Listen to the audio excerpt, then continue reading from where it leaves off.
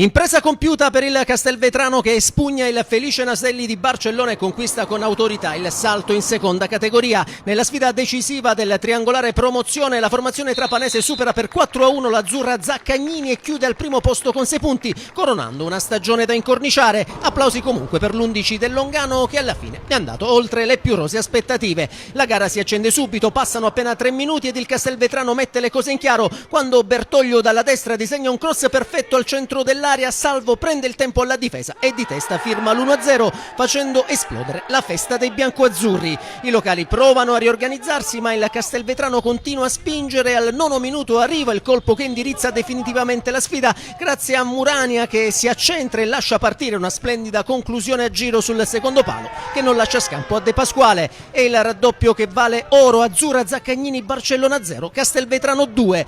La squadra trapanese gioca sulle ali dell'entusiasmo e al minuto 20 servono 2 interventi straordinari di De Pasquale per evitare il tracollo dei padroni di casa. Il portiere prima chiude lo specchio a Bertoglio, poi si supera grazie anche all'aiuto della traversa sulla conclusione a giro di Rolon.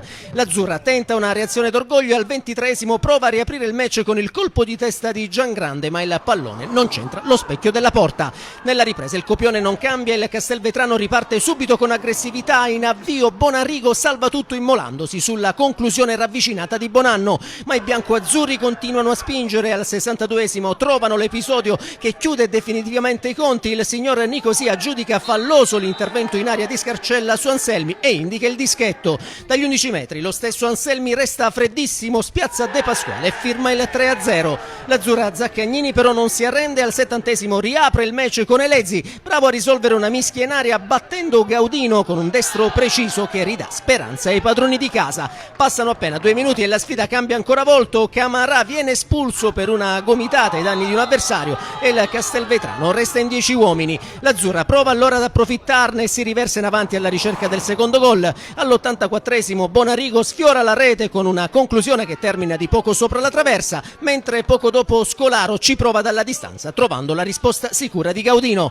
Nel finale, con i barcellonesi sbilanciati in avanti, il Castelvetrano trova gli spazi per colpire ancora. Prima Italia sfiora il poker mandando al lato di un soffio il cross dalla destra, poi al 91° lo stesso classe 88 chiude definitivamente il match mettendo alle spalle di De Pasquale l'assist perfetto di Bertoglio che vale il 4-1 e fa partire la festa biancoazzurra. Al triplice fischio del signor Nicosia può esplodere la gioia del Castelvetrano che vola in seconda categoria. Esce invece a testa alta l'azzurra Zaccagnini, protagonista comunque di una stagione da applausi.